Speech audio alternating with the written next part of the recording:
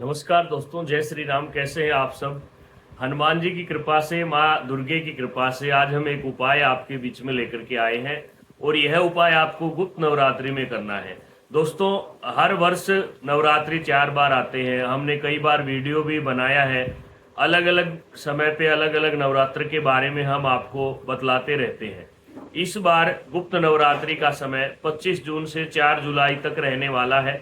25 जुलाई को आप गुप्त नवरात्रि प्रारंभ करेंगे। कलश स्थापन का मुहूर्त और पूजा की विधि और नवरात्र पारण आदि के बारे में हम अगली वीडियो में आपको बतलाएंगे। आज की वीडियो हम पहले से आपको एक उपाय दे रहे हैं ताकि उसके लिए आप पूरी तरह से तैयार हो जाएं। दोस्तों, आज हर एक व्यक्ति परेशान है। सबसे ज़्यादा दिक्कतें हैं धन के संबंधित, क्योंकि कलयुग का प्रभाव है। लोग प्रकृति का अनादर करते हैं, प्रकृति से दूर रहते हैं। प्रकृति हमें सिखाती है कि हमें जल की तरह से रहना चाहिए, घुल मिल करके, और हमें माँ धरती की तरह से धैर्यवान होना चाहिए और आकाश की तरह से निर्मल रहना चाहिए। आकाश जैसे शब्दों को हृदयंगम करता है, इसी प्रकार अच्छी बुरी बातों को सबको सुन करके उनका निचोड़ निकाल करके जीवन में रहना चाहिए।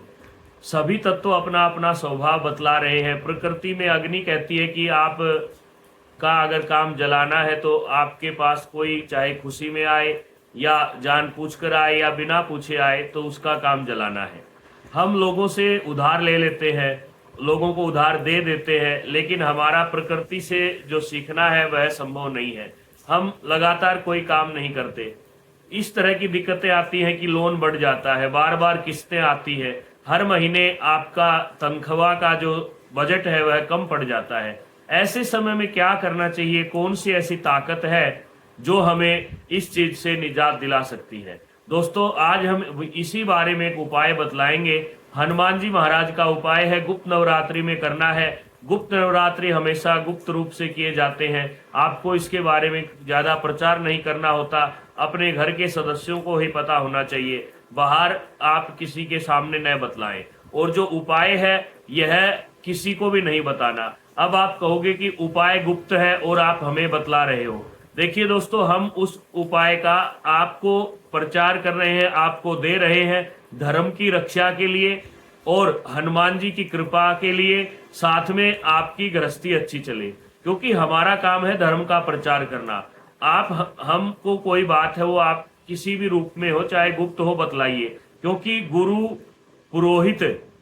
पुरोहित वैद्य माता पिता और भाई, इनसे कोई भी राज नहीं छुपाना चाहिए। इनके साथ आप शेयर कर सकते हैं। तो अब उपाय क्या है, ध्यान से सुनिएगा। आपको नवरात्रि की जो पूजा है उसमें 2-3 बातों का ध्यान रखना है। माँ दुर्गा का रुद्र रूप नहीं लेकर के आना है, नव दुर्गा का शांत स्वरूप लाना है। दूसरा, आपको ध्यान रखना है इन 9 दिनों में लहसुन प्याज आदि का, मांस मदिरा अंडा कोई भी चीज, वैसे भी मनुष्य को जो हनुमान जी को मानते हैं या हमारे जो धर्म के अनुसार चलते हैं, उनको इन चीजों से दूर रहना चाहिए। इसलिए हम कहेंगे कि आप कोई भी ऐसी चीज न खाएं जिससे आपका व्रत टूट जाए या आपको दोष लगे। जीवन में कभी भी ऐसा काम आप न करें। अब उपाय क्या है यह समझना है। आपको माँ दुर्गा की जो चौकी स्थापित करनी है, उसके साथ में ही आपको ईशान कोण की तरफ हनुमान जी की चौकी लगानी है।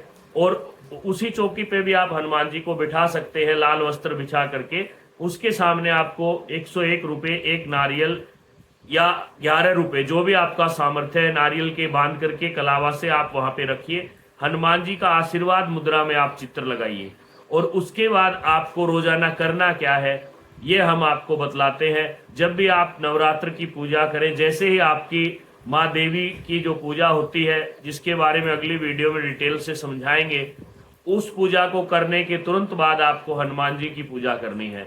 हनुमान जी की पूजा में आपको लौंग इलायची का भोग अवश्य लगाना है, और अगर पान मिल जाता है तो और भी अच्छी बात है। हनुमान जी को सामने दीपक जलाएं। जो दीपक अखंड आपका चल रहा है उसको भी आप मान सकते हैं, अलग से जलाने की जरूरत नहीं। लेकिन एक बात का ध्यान रखना है, अगर वह दीपक घी का जल रहा है तो आपको हनुमान जी के लिए विशेष रूप से चमेली के तेल का दीपक जलाना है। तो चमेली का तेल का आप दीपक जलाएं, हनुमान जी के समक्ष लाल आसन पे आपको यह बैठकर उपाय करना है। और हनुमान जी के सामने बैठ करके आपको कम से कम भी 11-21 बार गणेश जी का नाम लेना है। गणेश जी का नाम लेने के बाद आपको हनुमत वडवानल स्तोत्र का पाठ करना है। दोस्तों, हनुमत वडवानल स्तोत्र एक इतना ताकतवर स्तोत्र है जो बड़ी से बड़ी परेशानी का हल दे सकता है। आपके चाहे 1 लाख रुपए हो, चाहे 20 लाख रुपए हो, चाहे 1 करोड़ रुपए हो, आप 9 दिन गुप्त रूप से हनुमत वडवानल स्तोत्र का पाठ कीजिए। और 9वें दिन माँ दुर्गा के जो आप कन्या भोजन कराएं या गौशाला में दान करें, उसके साथ साथ आप हनुमान जी के लिए अलग से गुड़ का चूरमा बना करके भोग लगाएं और वह चूरमा आप सब मिल बांट करके खाएं। और 9वें दिन आप जब नवरात्र का पारण कर देते हैं, उसके बाद आपको वह नारियल हनुमान जी के मंदिर में, अपने गांव का या पड़ोस का कोई भी मंदिर है वहां पे जा करके चढ़ा देना है। दोस्तों, आपका लगभग 17 दिन के अंदर रिजल्ट आना प्रारंभ हो जाएगा। आपको जितने पैसे की जरूरत है वह आपको मिलना शुरू हो जाएगा। यह एक स्वयं सिद्ध उपाय है, हनुमत वडवानल स्तोत्र। आप गूगल पे सर्च कर सकते हैं, बाजार से बुक ले सकते हैं। यह स्तोत्र बहुत ही मुश्किल हो सकता है क्योंकि संस्कृत में है। अगर आपको पढ़ना नहीं आता तो आप एक बार अपने कुल पुरोहित ज्योतिषी जो आपके ब्राह्मण हैं उनसे मिलकर के इसको पढ़ना सीख लें, या आप आजकल गूगल यूट्यूब पर भी उसको सीख सकते हैं और उसका सही उच्चारण करने के बाद ही आपको फल मिलेगा। इस प्रकार से आप हनुमान जी का यह उपाय करिए। दोस्तों, धन की जो समस्या है वो आश्विन नवरात्रि तक, अर्थात जो अभी गुप्त नवरात्रि है आषाढ़ में, और आषाढ़ के बाद जब आषाढ़ के बाद श्रावण भाद्रपद और फिर आश्विन मास जब आएगा तब तक आपकी समस्या पूर्णतः समाप्त हो जाएगी। लेकिन मेहनत करें, ऐसा न सोचे कि उपाय करने से धन मिलेगा। धन के साथ साथ आपको प्रयत्न भी करना होगा। कहीं आप ये सोचे कि उपाय करने से धन स्वयं चल के आएगा।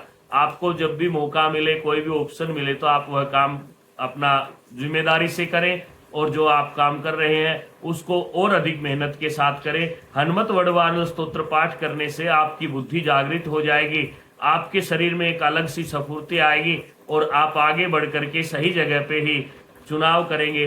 और कोई भी काम अगर आप चुनते हैं तो सही ही आपका फैसला होगा। तो इस प्रकार से आप इस कार्य को करिए।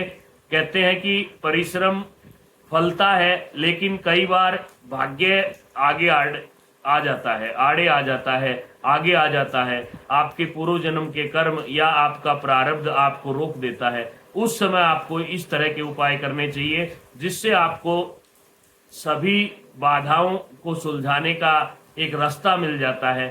धन्यवाद। जय श्री राम, जय श्री।